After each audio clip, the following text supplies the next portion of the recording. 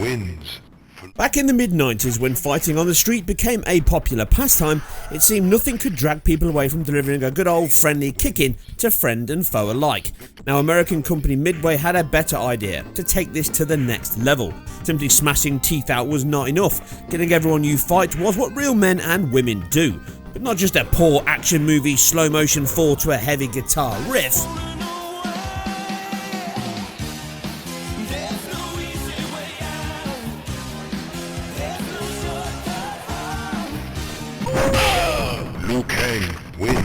Instead, a spine-snapping, heart-ripping finale was a fitting end to their own version of Mortal Kombat, and so another huge franchise was born.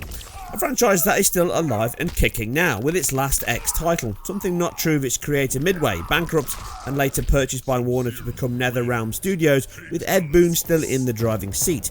While a Van Damme game still remains unticked on the bucket list, not so for a far-fetched superhero title now with its second release in Injustice 2. Available this week for Xbox One and PS4, including Pro support, which is covered later.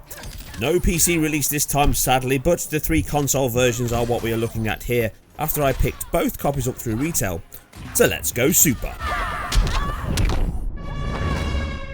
Fighting games are what the team knows inside and out.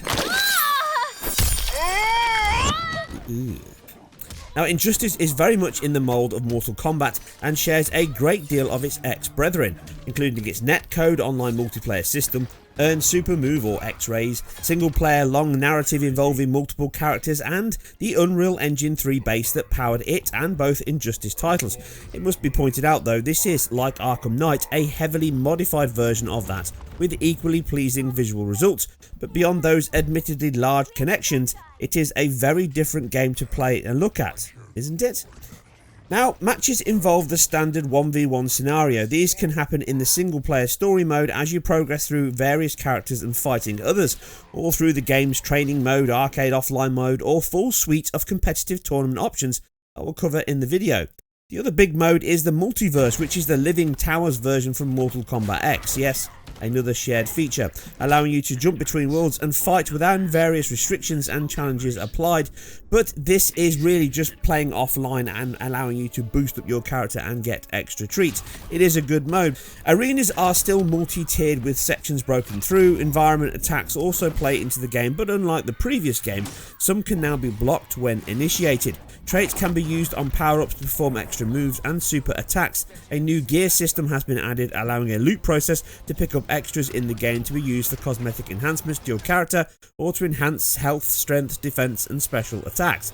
It should also come as little surprise that extra cosmetic enhancements can be purchased with real money if you want to fast track. Not a fan again of this, but it is a sign of the times, with hard but free graft still allowing these to be earned the old-fashioned way. Now, the story is bonkers continuation of the Superman gone bad path of the last game, with a new antagonist in Brainiac. Although far from award-winning, it is slightly more solid and acted over the Mortal Kombat X tale, with a similar level of flair, chaos and cringe, just with less entrailed spilled with more recognisable characters. Now, what does impress is the strides the team have made with the Unreal Engine base. Motion captured animation routines delivered in the mixture of pre-rendered main story sections and the in-game real-time cinematics. This is a labour of love for the team, with the passion bleeding through into the game and the source material. Linked character selection animations, glorious super moves, camera cuts and the high quality and varied acting level story sections are all delivered in crisp detail by dense character models. These are all adorned with very high texture quality and no huge signs of obvious bitmap loads aside the character select screen, but low resolution maps are all kept to a minimum and clean as possible, with a pretty decent use of filtering. Now, the use of a physically based shading model within this hyper-realised world is also a success, and it is enhanced over the last Mortal Kombat quality. But when you jump into the slow motion sections, or at least the action moments, these again share the same 30Hz dips from the in-game action 60Hz target. But the shift in view, higher log models, improved lighting shaders and decals are fair gain from the short-lived cost. Most of the time you have no direct control over these as they play out. Now, these play out seamlessly within the game and allow them to be pulled off with no stutter as the view shifts between zones mid-combat or swoops in for profile shots, like a mobile phone wielding crazed fan selfie. Now these are the highlight of the game's visual quality and use the same pre-rendered assets used across the story sections at the same frame rate, with equally splendid results, as you can see.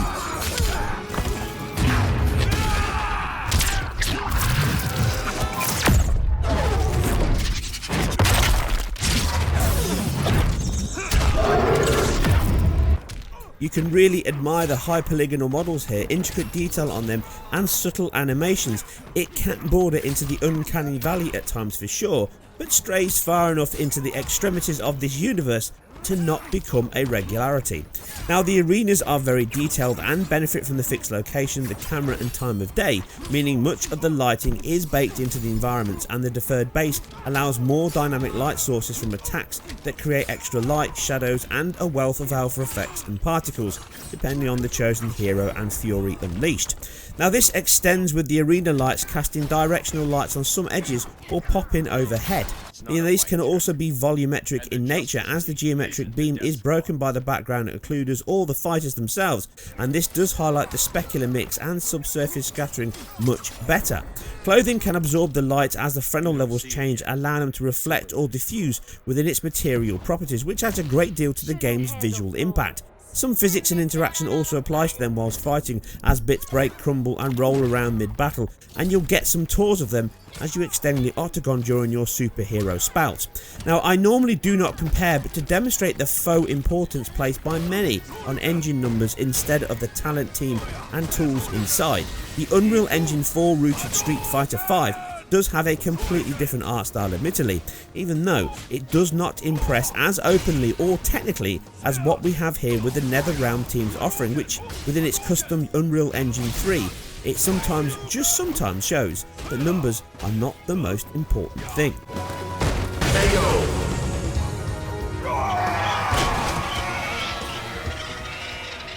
You win! No more sleepovers for you!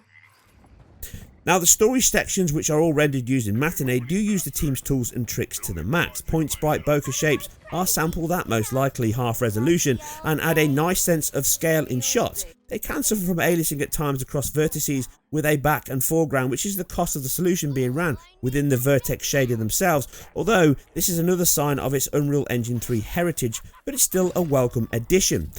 Now there does appear to be a temporal element added into the MLAA-like post-processing here, which is stronger, or at least has better coverage on the PS4 Pro. But all of these mined, and even the higher resolution, cannot stop the shimmer on the obvious specular edges at certain points, especially on the bleak angles of floors which use straight geometric edges. In the game, as it said, it uses an MLA post-process to sharpen things up, although not a very heavily aliased game, with good work on asset creation to minimise that, even at the sub 1080 as Xbox One is. That comes in at 1600 by 900, the PS4 comes in at 1920 by 1080, and the Pro unsurprisingly leads the pack at 2560 by 1440, but all of this at the high resolution still doesn't stop the shimmering that appears on all versions. Like I say, it does appear to have a temporal element, slightly better on the Pro, but all of them appear to use it, but not across the whole screen and all edges. It can cry out for a much better solution, but this is probably going to be hard to retrofit any more than they already have in the Unreal 3 engine base. Now animation is always a vital part of a fighting game, and again the same fluidity, exaggerated motion and visceral impact is portrayed with each boot, bomb and badass combo.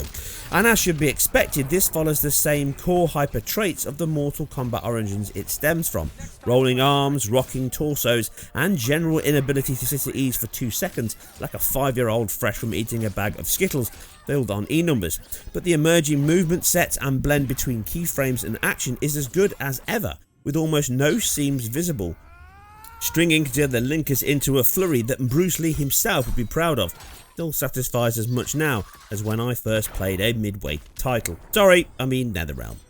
Now the attention to detail is best highlighted in the character select screen, as each plays through a set of even more extreme animations and slow motion, and they interact with each other in the menu section. The sheer scale of the game and its high presentation levels are as impressive as its performance, with a rock solid 60 FPS on all consoles, aside the fixed drops to 30 as already covered in single player or offline modes. The pre-rendered movie sections can also skip a little bit on the Xbox One and the PS4 occasionally, although this is slightly less often on the PS4, but on the PS4 Pro they tend to hold a lock solid 30 FPS all the way through. This most likely points to the fact the CPU is giving it a little advantage. So on to input latency between the two versions, both tested with the flash on the same level with the same move, the high punch. We see the Xbox One S coming slightly slower with 116 milliseconds average, and the PS4 coming at 95 milliseconds or 96. Now this is with the wireless pad on both sets, and this is as fast as it seems across all the tested moves that I did from this one character. So that's again around 16 to 20 milliseconds, most likely a frame difference to smooth out the frame rate on the Xbox One.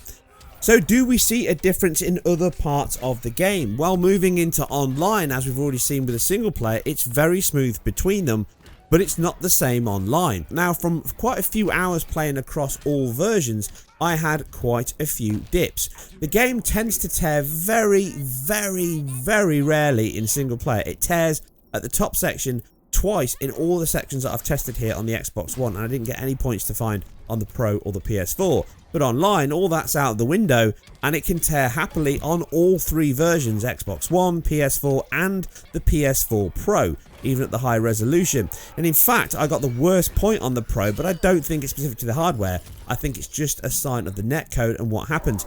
As you can see on screen, dipping and tearing all over the place from the height and top of the bottom of the screen regularly, and slowing down, tearing occasionally as you jump and move. Now, on all versions, I'm pretty sure this is nothing to do with the GPU, and most likely the netcode affecting the CPU and the game trying to resync between the two clients as you're fighting it out online. This makes these battles awkward, and I also got a complete crash and lockup in the game. Now, although this isn't representative of how the game plays out in general online games, it isn't a smooth and lock solid fighter at all online. There are occasional skips and stutters and dropped frames quite regularly across all three versions. I did find it slightly harder to find a game on the PS4, and I'm not sure yet if it still shares the same trait of Mortal Kombat X, which was region locked to the different codes, but I appear to get more European players in my test so far, so maybe it is, but I tend to get slightly longer fines for games on the PS4 than I did on the Xbox One. Maybe that's indicative of who's bought on what version.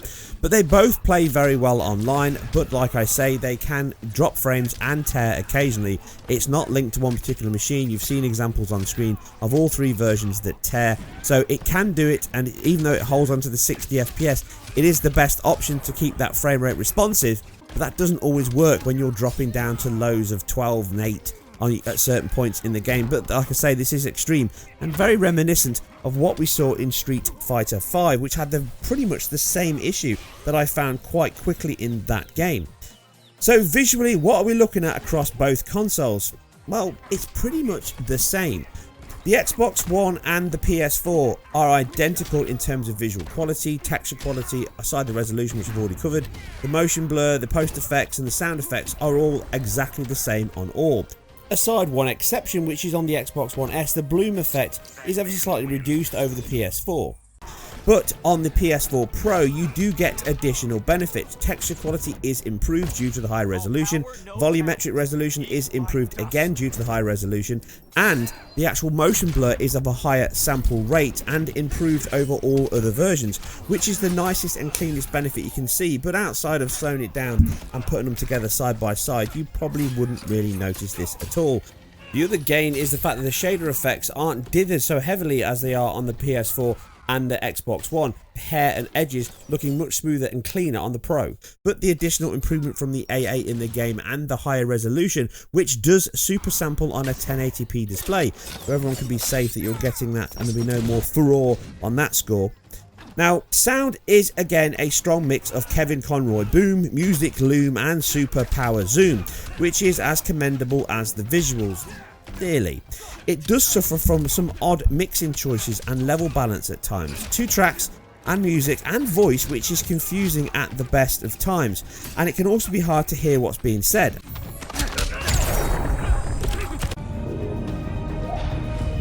More like the Eye of Sauron. Surveillance hub? More than that. A communications hub, linking every satellite and server on the planet. It warns us when trouble's coming. and guides us when trouble's here. Also, on occasion, the actual sound voice went out of sync with the video, and the screen action, you can see here the lip sync is completely off. Go pin the luchador.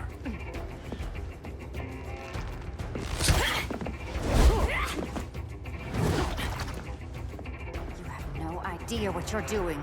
Sure I do. I'm in Gorilla City fighting a lady in a cat suit. This is one for the bucket list.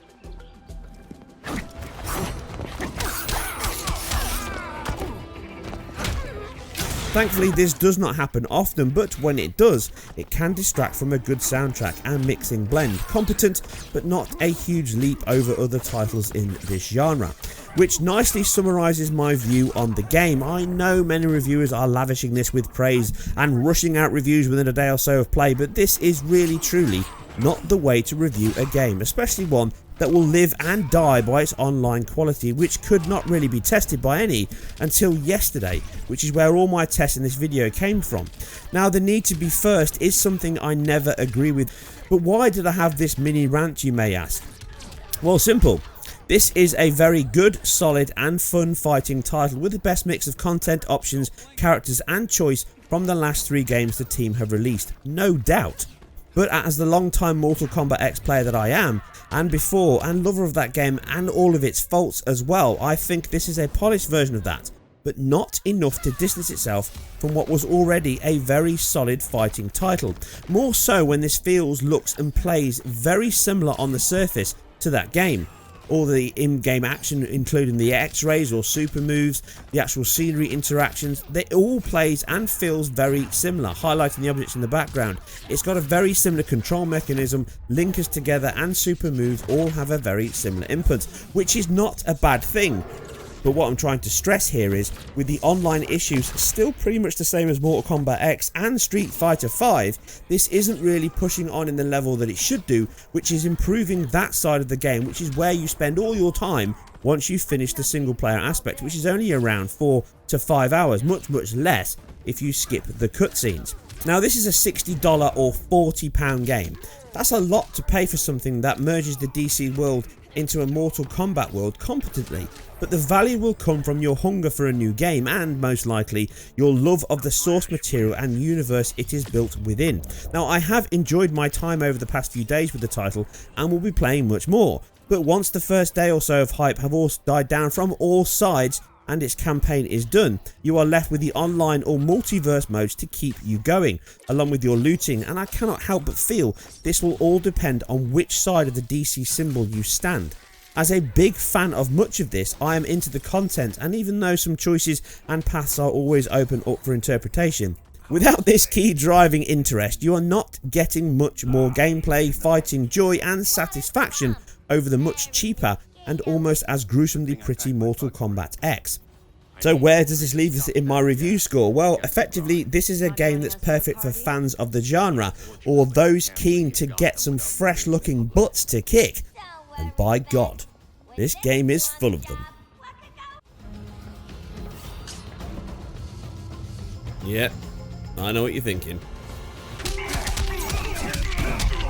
As always, I hope you guys and girls enjoyed this. Please leave all your thoughts and feedback below, and I'll catch you on the next one.